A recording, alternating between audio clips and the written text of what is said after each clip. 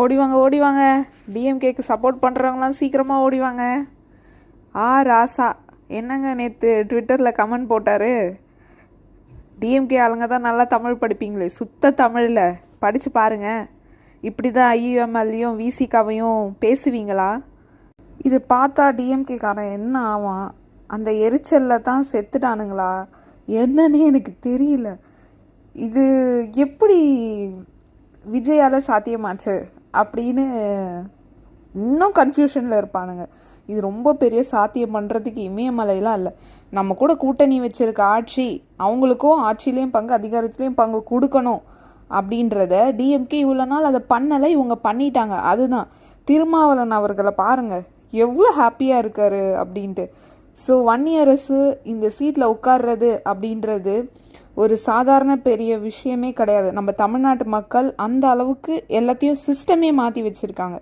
சமூக நீதினா என்னன்னு கேட்பீங்கள்ல, சமூக நீதினா இதுதான். இவர் மட்டும் கிடையாது, முஸ்லீம் லீக்லேயும் ஒருத்தரை நிற்க வச்சு அமைச்சராக பதவி கொடுத்துருக்காங்க.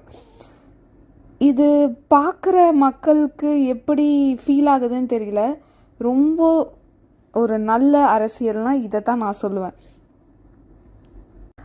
ஆர்எஸ்எஸ் பெற்றெடுத்த பிள்ளை விஜய் அப்படின்னு திருமாவளவன் சொல்லியிருந்தார், கரெக்டா?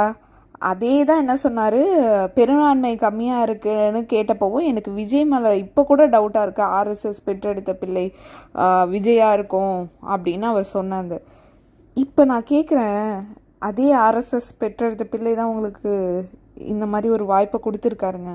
இவ்வளோ நாள் நீங்கள் டிஎம்கேல இருந்து என்னங்க சாதிச்சிங்க?